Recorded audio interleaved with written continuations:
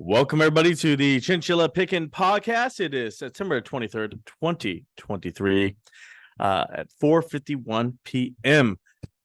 As always, we hope to be entertaining, educational, and uplifting because we want everyone to make money. My name is David Underwood, and I am joined once again by the Baron of Bonds, Brandon Beaver. Brandon, what is up, man? Nothing much. What are you doing? How's it going? I am excited. I am pumped. I am going on very little sleep right now. I don't know why. I need to go to bed. But I am pumped because the market's been interesting lately. There's a lot of things happening, but that's not the only reason why. If you've been listening to this show for a while, we thank you. We appreciate it. But we've also been doing a small social media push that we're going to continue going. We're going to continue pushing forward, making short little videos, making little posts. Brandon's been manning the stock twits. We are trying to get out there and get everywhere. So if you're on TikTok, Instagram, stock twits right now, please go ahead, follow us, subscribe, do what you got to do. So I don't know if you heard about this or not. We had very tragic news over the week. Trayvon Diggs, star cornerback of the Dallas Cowboys, tore his ACL and ended the season. I'm sorry for Trayvon Diggs as a person. Silence, please. I never want to see anyone get injured in that regard.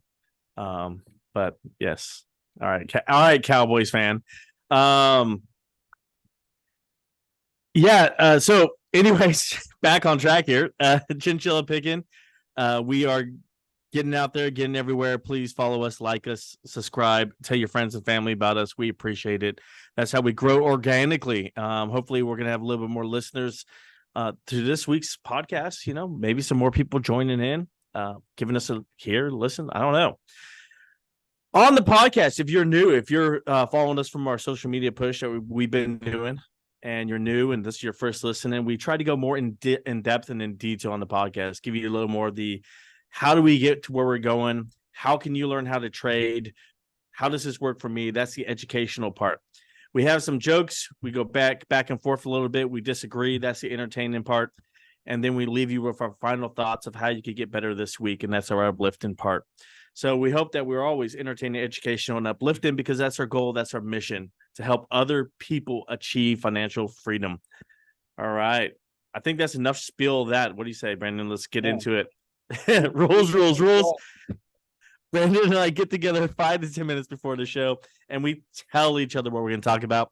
You actually hear the live discussion, the back and forth, the bitter and the banter here on the show right for you. Brandon's going to head off the show with what he has. Brandon, take it away. Huge news this week.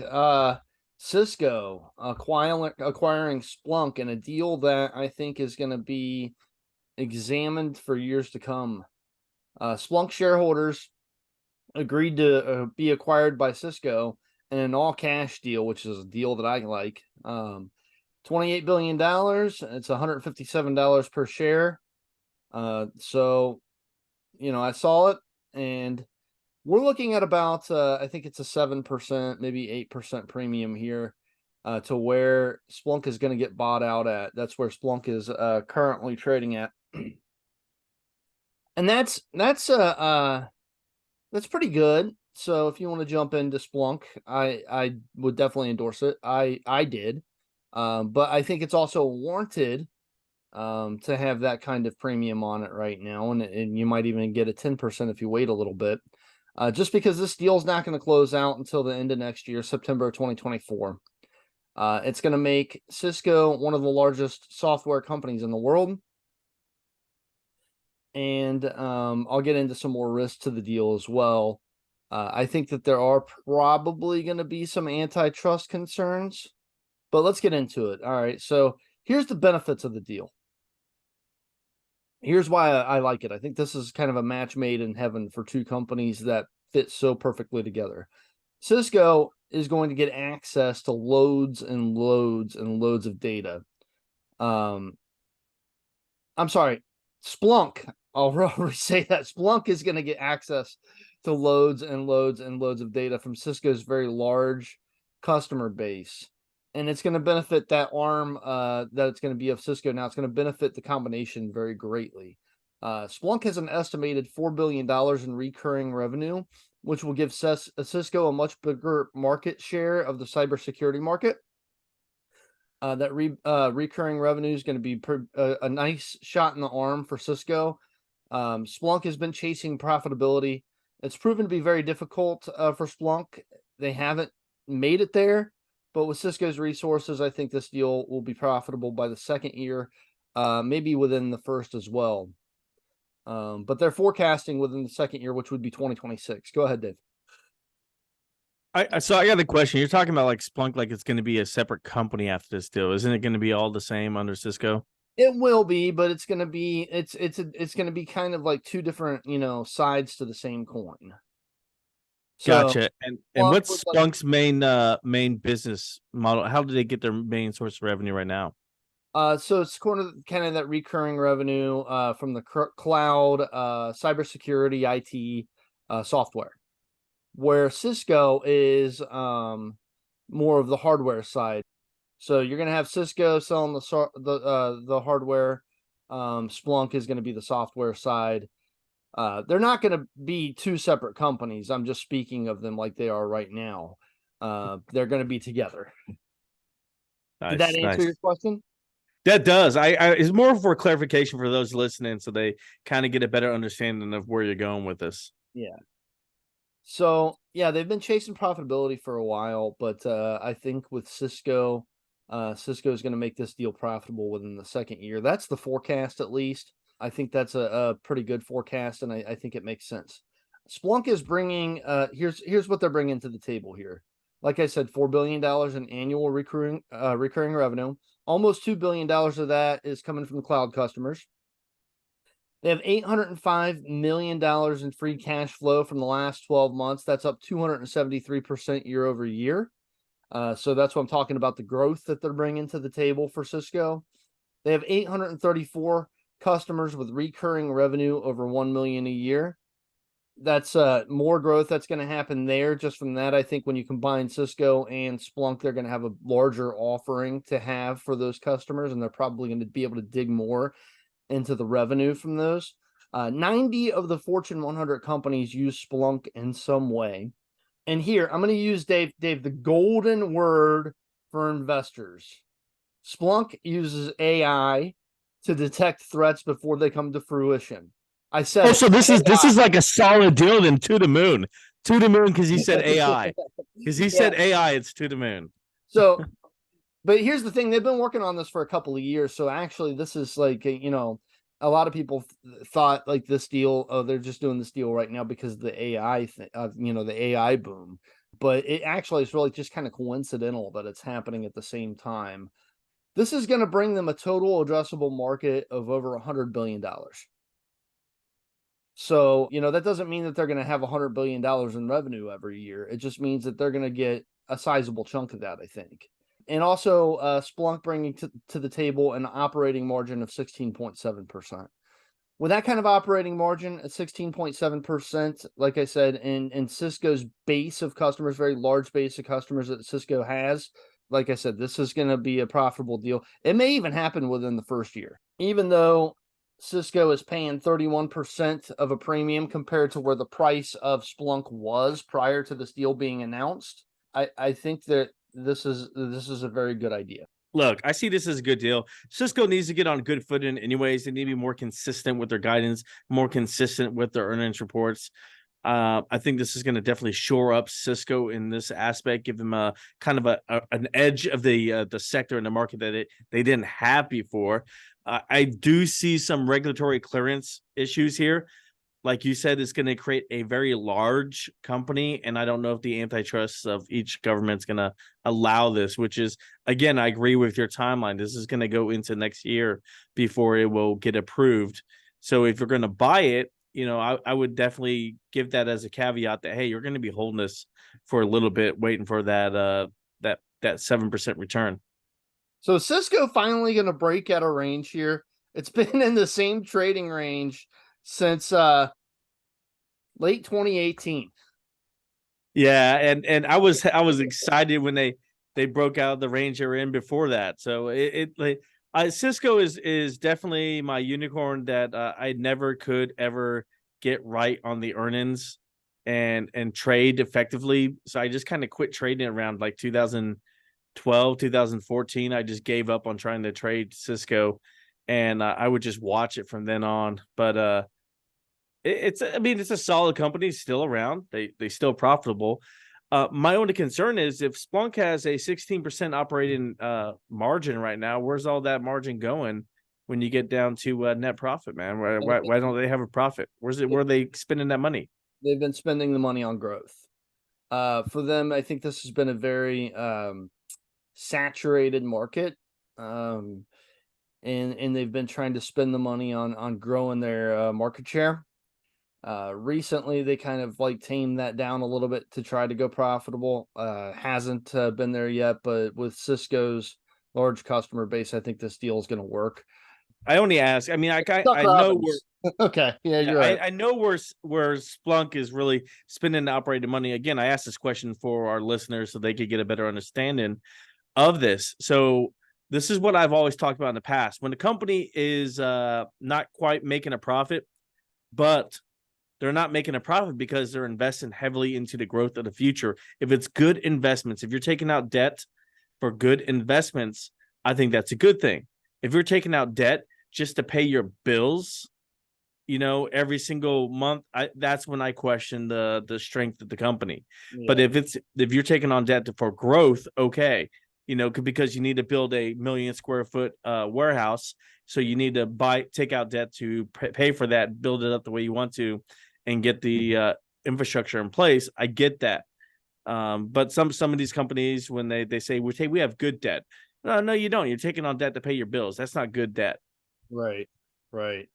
So I like Splunk's debt. I like the way they're spending. That's this is one of the occasions where you're like, okay, yes, you're not profitable, but I see the direction you're going in, and I like the investments you're making. And that's the case you're making right now, right? And you believe that's going to be a good addition to Cisco.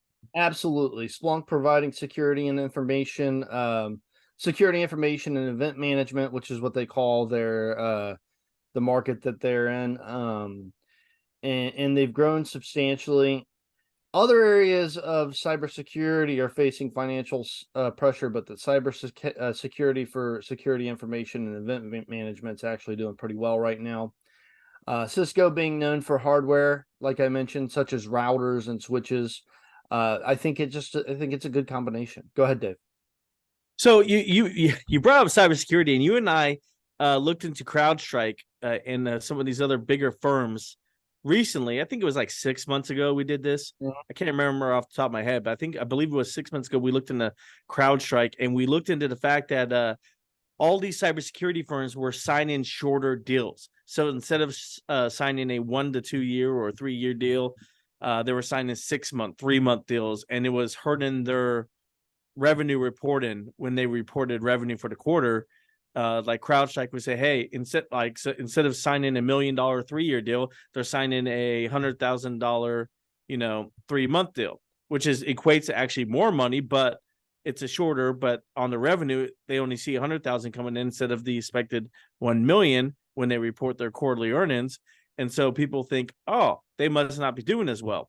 But my point with all of this is these shorter contracts, it also gives for higher competition, because now, okay, I only have a 3 month contract with CrowdStrike.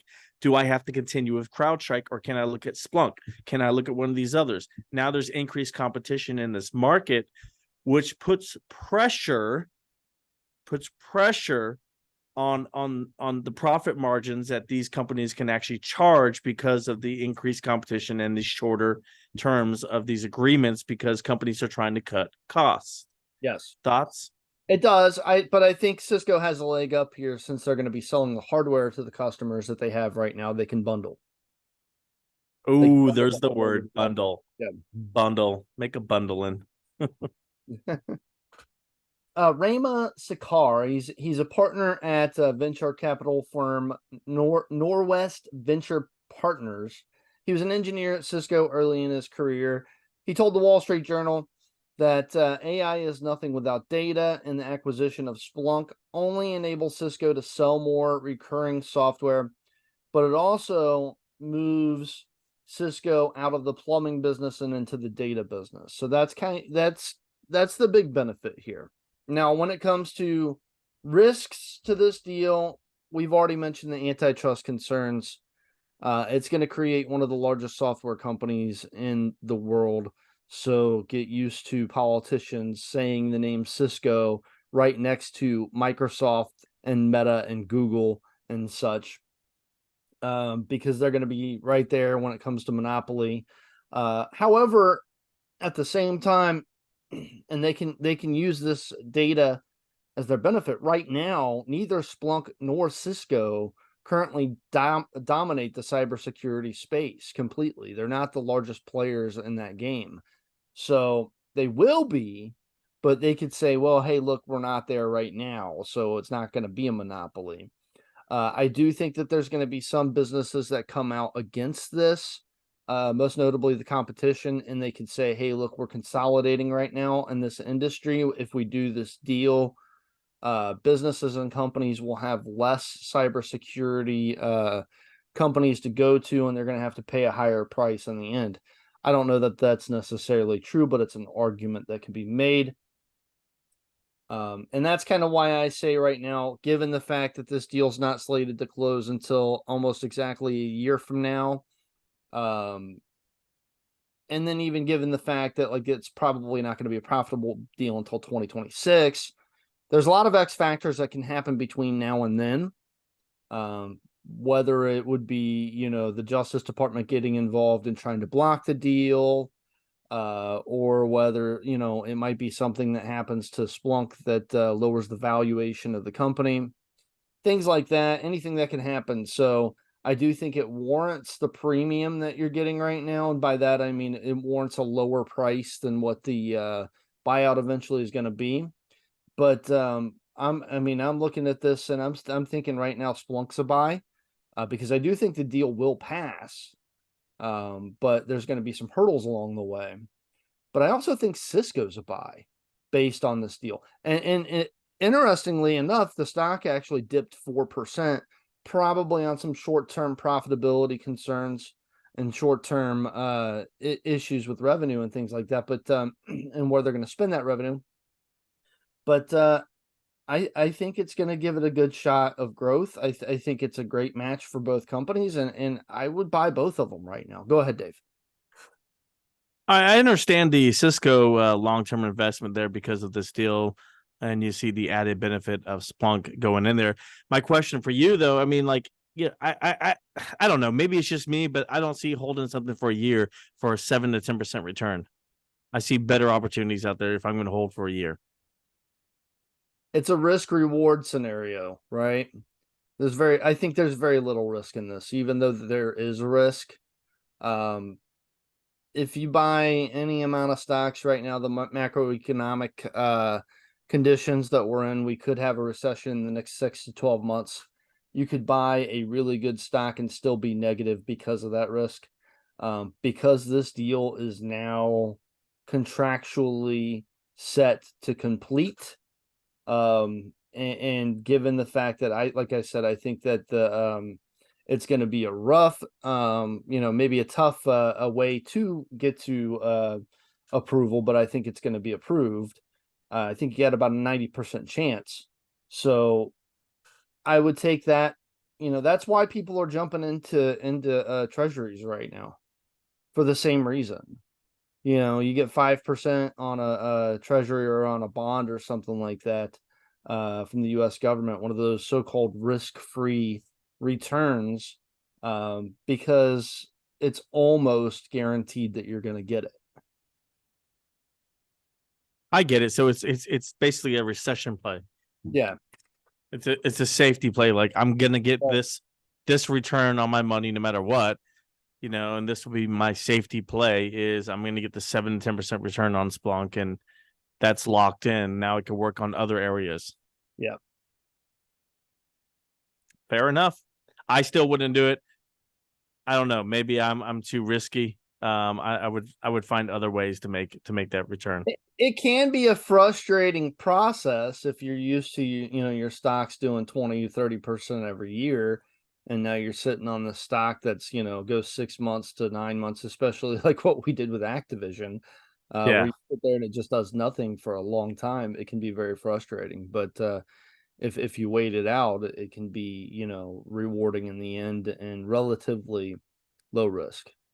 I will say, you have waited out these before, and you have bought these long-term investments like this. And when's the last time you actually really had a loss? That's a good question. Um, I know there's one in there somewhere. So like, and this is the comparison I want to make is, me, I day trade some, I swing trade, and then I have long-term investments, and I've taken losses recently, but then my wins have been very, very big, and I've had big wins. So you either have the stressful trade-in strategy of David, or you can relax and buy these long-term Yeah. strategies and know you're gonna have a positive of Brandon. And to do what I do, just for sake of disclaimer here, I've been doing this a long time. I do not believe anyone coming off the street with only like 1 year of experience can do what I do as far as day trading, but it is possible to get there. But I get the two different personalities and styles here. It's, I like your style, that I just can't do it. So one of the lessons that I learned from the Activision deal, because I did not wait that one out, but I did not lose money on it. I made like a couple bucks, and that was it. And that was because the regulatory body of Great Britain came out and rejected the deal, and that hit the news, and everybody's like, "Oh, deal's over." Well, it turned out it didn't matter. They didn't need Great Britain to. So I look back at that, and I'm like, sometimes you just can't really believe what you read or see in the media, you know? So sometimes it's better to sit and wait something out. And I sold on that news, and I wish I wouldn't have, because it wound up going through anyways. I will say this too, just as a warning to anybody, if anybody comes out and says, "Oh, China rejected the Cisco and Splunk deal," the CEO of Cisco's already came out and said that they don't need China's approval. So that's one hurdle out of the way. There you go. There you go. Nice, nice. Anything more on Cisco Splunk? That's everything I got. Wow. Whoa. Slow down. Man, I think that's the shortest Brandon Beaver section we've had in a while. That's not good. That's not good I for our do. new listeners. They You know need to what? hear. Here's something that we can talk about real quick. Well, no, I got plenty, but go ahead. We talk the IPO market, because I just did that special on Friday night on the IPO. And I have not listened to it yet. I haven't listened to it. That's funny because I actually said it on the show that you don't listen to these episodes. That's true. Yes, I don't. I told everybody on the show Friday night what I was going to be talking about today.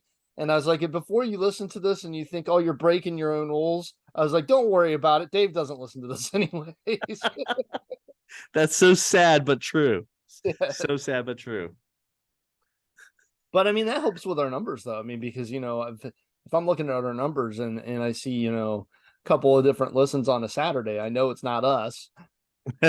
Right? But the IPO market, and I brought this up on the show Friday night, but I wanted to talk to you about it. If you go to retailroadshow.com, and you can see that there's only one large company right now shopping their IPO out to the public and public investors. You usually see about 5, maybe even 10 can be on a hot IPO market, but it's usually around 5 companies doing this. For the longest time, there was none. You had 0. You just go to this website and it would just be a big empty website. But do you think that says anything about the state of the market or about sentiment right now? And then, given that we have 1,400 billion companies that are worth $1 billion or more, waiting on the sidelines to go public, when you see those start to flood into the market, do you think that the IPO market will get hot first, or do you think that the stock market and the macroeconomic picture will clear up and look better first, and then they'll jump in? And is that a good indicator for investors to say, oh, look at this IPO market's going crazy? Obviously, CEOs think it's all bulls ahead. Yes, Okay. I believe it's going to be the latter. I believe it will be the latter, and that the market will make the correction first and become in a bull market before the IPO does. Right now, there's a couple things going on with the IPO market. Right now, there's too much need for a high valuation of a company. We have an overvaluation problem, and it's because of the hype around everything. Everything with any IPO that comes out that it is a well-known name, the hype is tremendous, and it has to do 20 billion above what it actually does, because that's the highest valuation we could get for it. This is ridiculous. We need to have realistic valuations of companies. You go back to the Virgin Galactic, we've covered this on the show before. You overvalue a company, it's doomed to fail, because they're going to borrow against that valuation, and then they're going to lose money. We have a valuation problem in the IPO market. That's what we have. That's what's wrong with that market. So if I have a ABC company and I want to go public right now, I'm going to be like, well, there's too high pressure. Like I have to actually have an outstanding company and, be, doing AI and automate EV and AV. And I have to have these hot, big names, the words you're going to use, the buzzwords going on. And if I don't have that, nobody wants to do business with me. And that's what's wrong. Jamie Dimon said the same thing the other day. And of course he did. Of course he did. he gave a short but very pointed message to company founders looking to IPO. The sentence he said to them was, "Grow up." Yes. I would just, if I was them, I would just IPO anyways, and I would tell the underwriting company, I want a reasonable valuation. I do not want a high value valuation. So if I would just IPO. If you look at ARM's IPO, they did go public. They did hit their target IPO price, but would you call it successful? Because it's came right back down to earth again. The last I checked, it was trading a little bit under what the IPO was. And so you could say, yeah, they hit that target price. They were able to put that amount of money on their balance sheet that they wanted to. But if you're the CEO and you're the board of directors and you have all the shares of the company sitting in your brokerage account, you can't be too happy with the performance after the IPO day, I don't think. So SoftBank was looking for $64 a share is what they needed in order to hit what they paid for the company. That would break them even for what they paid for ARM. And so they're not hitting that mark right now. Now, Masio-san, I believe that's how you say his name. I'm probably butchering it. He's long-term, right? He's long-term on ARM. He believes in the future of ARM. I don't believe ARM's going to hit that anytime this year and hold it. I think it's going to be a slow climb to that. I think they will hit that. We've covered it on the show before. I said that before they IPO'd. I even said on this podcast, pull it up. If you don't believe me, pull it up and listen to it. I said it's going to go above that price and then it's going to drop back down. And it did exactly that. And that's what's going to happen. Card did the same. Card jumped about 25% first day, came right back down, and now it's a little under the IPO price. But we were doubting Card even going up 25% because when you looked at the numbers, 30% of their revenue, which is what made them profitable, was from ads. And we were saying, look, I can't justify saying buy until I see the amount of active users on the app daily. I got to see the active users number because that's going to justify whether or not they're going to pull in enough ad revenue to cover future expenses and growth. Right. And they're shifting their business model. Yeah, basically. Now I will say this, and I brought this up on the show Friday too. The cool feature about Instacart's ads that they're selling is that they pop up and they target customers as they're shopping. So there you go. if you're going to buy like cereal, you'll get a cereal brand's advertisement pop up at that point in time. So that's valuable, but you know, you don't really know how valuable. You don't know how valuable these IPOs are really right away, oftentimes, because most of the time they give you 3 years on the prospectus. Sometimes they don't. Sometimes they just give you like 3 periods or 4 periods of 6 months. But you don't have the 5 to 10 years to look back at like you do publicly traded companies that have been on the market for a long time to be able to value them, to be able to put together a good compound, you know, projected compounded annual rate of return. You don't have that with IPO, so it's tough, especially with a company like Instacart that is shifting its business model right now. You have nothing to go on to say that this is going to be successful in the long term. Exactly. Exactly. There you go. Enough about IPOs. I got good headlines for you. Are you ready? Yeah. All right, man. Headlines. I love this part of the show. I've actually looked forward Advice. to. Here we go, man. First headline. This is from Chris Pandolfo. Elon Musk says first human patient will soon receive Neuralink brain implant. Neuralink received FDA approval to begin clinical trials in humans in May and is now recruiting volunteers. So let's go on. And I always read a little bit of the article, talk about how you can invest with it, and then give Brandon's opinion here. So here's a little bit of the article. During the study, the R1 robot will be used to surgically place the N1 implant's ultra fine and flexible threads in a region of the brain that controls movement and tension. Once in place, the N1 implant is cosmetically invisible and is intended to record and transmit brain signals wirelessly to an app that decodes movement and tension. The initial goal of the BCI is to grant people the ability to control a computer cursor or keyboard using their thoughts alone. If you were able to get in on the Neuralink IPO, would you, Brandon? No. And it's a very exciting technology. It is, but something like that, like I'm a little different when it comes to anything pharmaceutical or anything when it comes to IPOs. If you don't have anything that's actually hit the market yet that's proven to be successful, real tough for me to jump in if it was to IPO right now. Uh I who I don't know if I could ever, like, even if I had, you know, a problem with my brain, which my girlfriend says I do, but I maintain I don't. But if I had, you know, some sort of issue or paralysis or whatever, I think they'd have to offer me a lot of money. It wouldn't just be a volunteer to put something in my brain that or like Neuralink. I think I've heard Elon talk about it. The possibilities are great. But that it's just so risky. Elon keeps pushing the boundaries with all these companies he owns. If you don't know, he owns a slew of companies.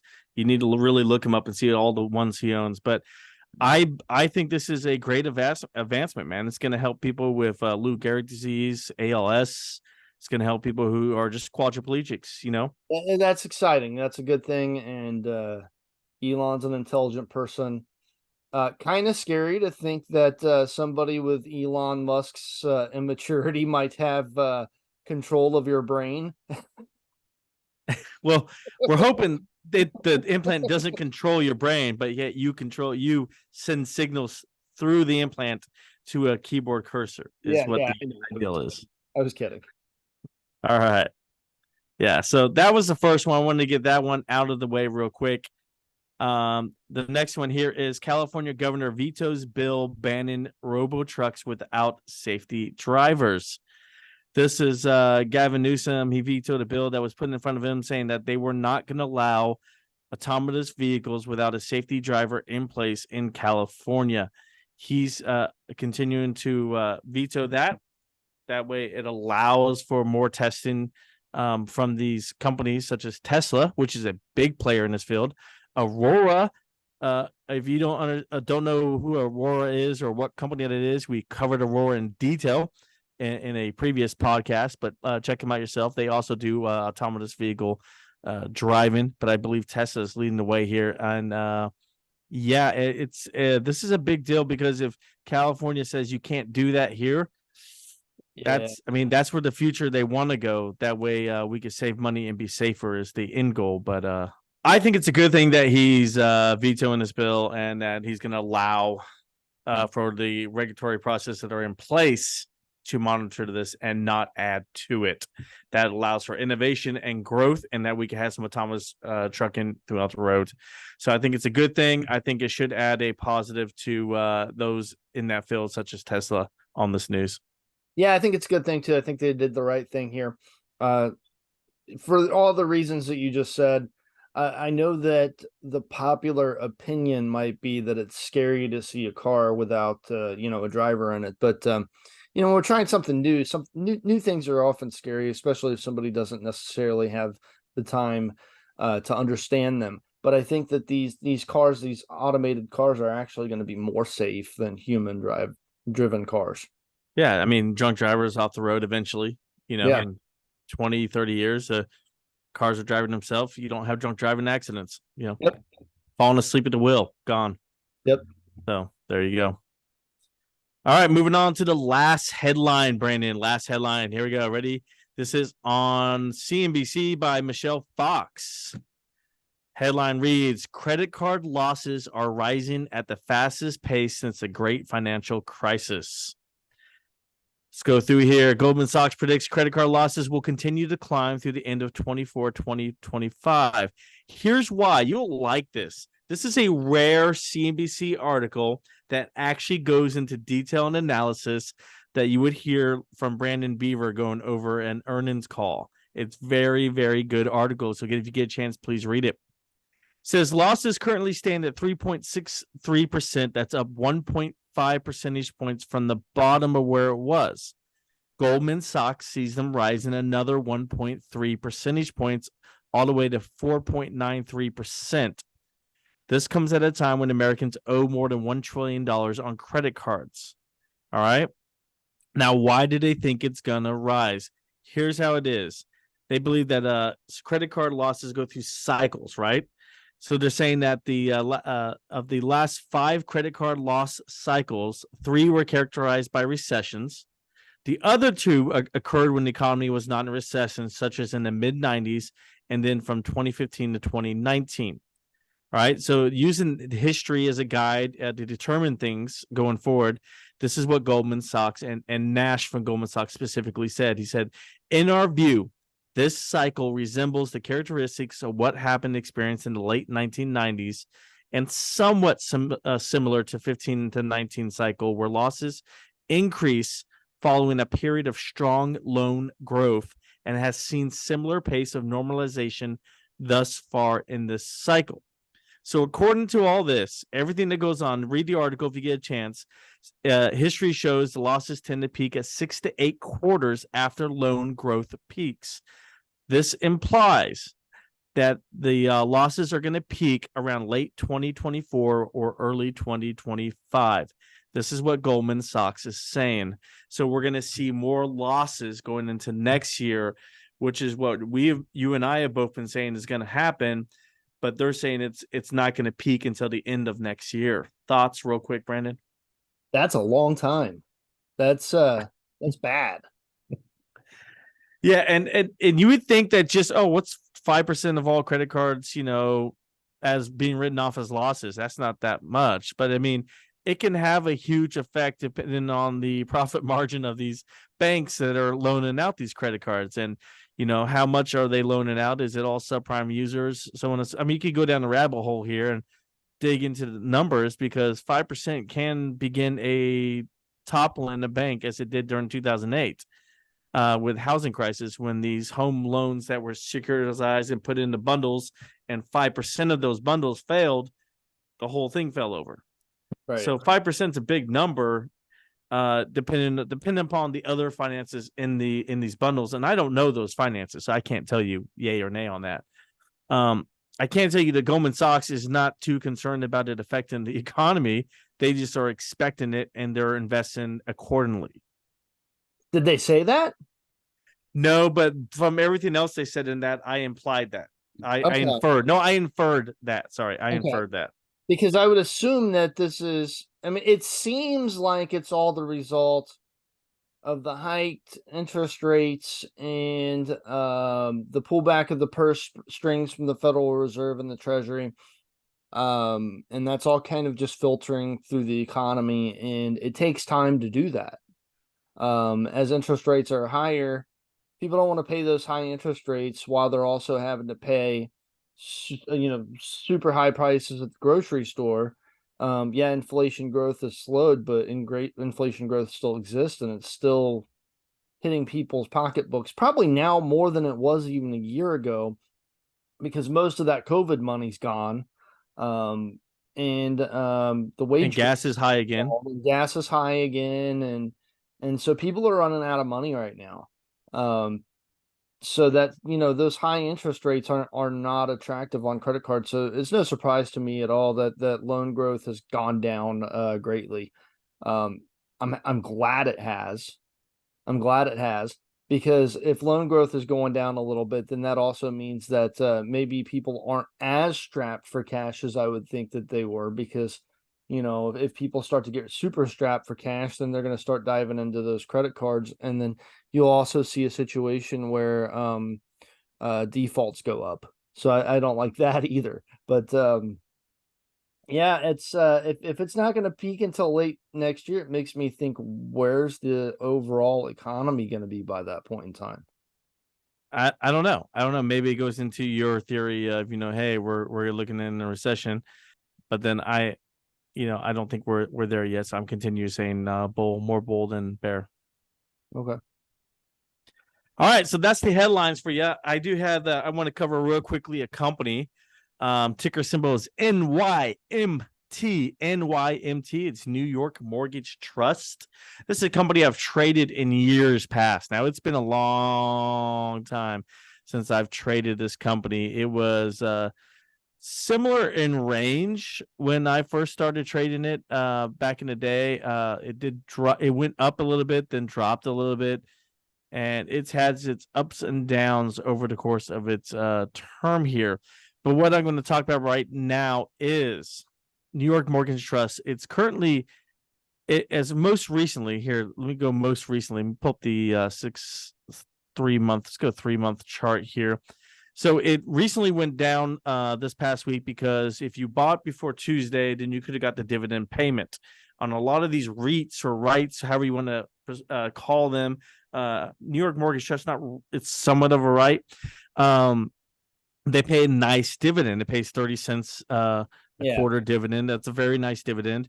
So you always see a uptick in the stock price going into these dividend cutoffs. After the dividend cutoffs, people tend to sell, which is what happened this week.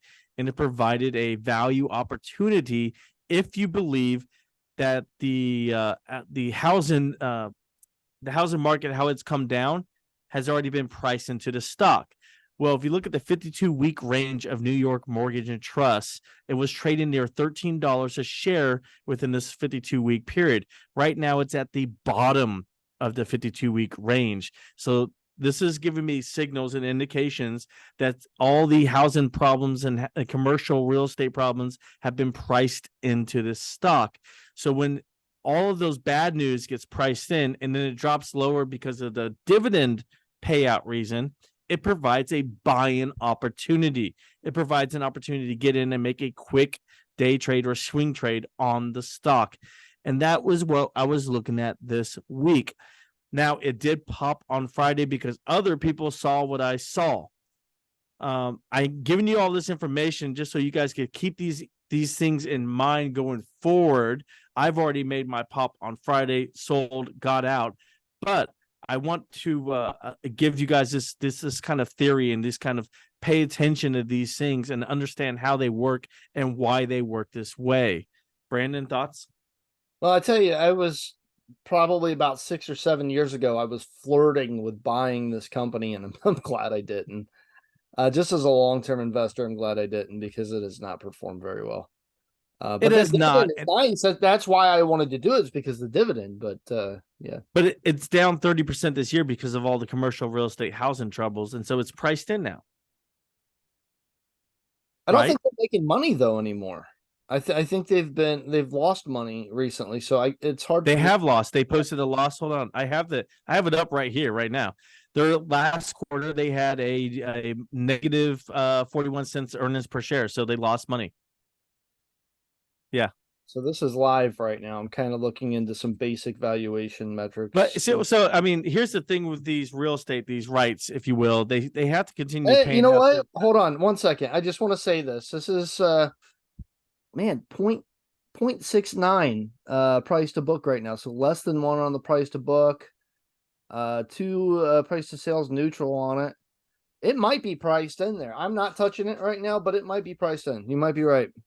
And this is what I'm saying. Like all the bad news has been priced in. So when you see an opportunity in it, you feel like it's fairly valued, and then it drops because of other things, nothing to do with the fundamentals of the company, but other macroeconomic news, such as, the dividend rate, the dividend day payout. You see that big drop, that provides an opportunity for a day trade. That provides an opportunity for a swing trade. And these are things I look for. Yeah. So in this situation, what you're talking about is something similar to what Benjamin Graham has talked about before, where he said that these kind of opportunities, it's like finding a discarded cigar around your house, and you're like, oh, I still have like one or two puffs left in this. I guess that's one analogy you can make. Yes, yes. That's funny you put it that way. I'm laughing right now. Nice. Well, it is still true, and I did make a little bit of money, and I want to put that out there, let people know these are things to look forward to. If you want to buy it at this price, I think it's kind of fairly valued right now. I don't see any growth right now. I see it flat. So wait for another opportunities or other news or macro events that happen. But this is a good one to add to your financial watch list. I have it on my financial watch list, among others. So there's a lot of financial news that came out. I could have talked about Bank of America. I could have talked about Wells Fargo this week. That was a big headline everywhere. So there was lots of other financial news. I wanted to talk about New York Mortgage Trust. So put that on your watch list. Keep an eye on it.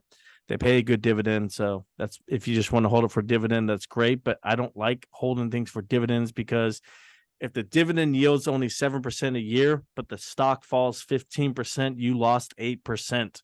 You did not make money. So I don't like buying things for a dividend. That's all right. So come to this part of the show. Brandon, final thought. Go ahead, man. You first. It's going to be based on what you just said. When it comes to stock growth or I would prefer buybacks over dividends. They tend to work better. That's my final thought. That's it. That's all you had, man. That's all I got, man. I am tapped out after yesterday or Friday night show and then today's show. You are doing a lot of shows. I mean, all the social media is just tearing out Brandon. He's not a very big guy. All right, guys, here's my final thought as I head into the next guy. week. As we head into the next week, Nvidia has fallen down to $415 a share. I'm looking to buy if it drops below 400. That is my line. That's probably a lot of other people's lines. So we want to see if there's resistance at 400 as the whole market continues to drop. Like Brandon said, ARM is at 51. I'm not touching it. I believe it has more to go before it settles down and then comes back up. But it's one to keep on your watch list because it will eventually hit that mark. Wells Fargo, I mentioned that. They have a big turnaround happening. They finished up all their legal issues from like 2 years ago, and they are now back on track with no more legal problems, quote unquote, according to the sources. I don't know. It was a good company before they started having all the lawsuits and they had to pay out all those billions of dollars. We thought it was a good company at least. So let's see how this turnaround goes. It's one to watch for a turnaround when you make major moves and close out bad things that happened in the past with new leadership. Where do you go from here? I'm keeping an eye on Wells Fargo and see if it's one to go. Rig is still being resilient. It has not dropped like I said it would. And then they in fact signed more deals to service more rigs. So I don't know if I completely got this one wrong or not, but they're still not. They still don't have the same amount of rigs they used to have when they were at a lower stock price. So I don't know if they're charging more. I got to look into this, and I'll have these numbers for you hopefully next week. But I believe they're charging more, and that's where they're making their money at. Didn't Wells Fargo have bank accounts open for people that didn't actually exist? That was one of the legal issues, yes, that they had, and they have now worked through all of that and closed up those holes. So that's why I'm saying, okay, let's take another look at it now that it's finished with these problems, quote unquote.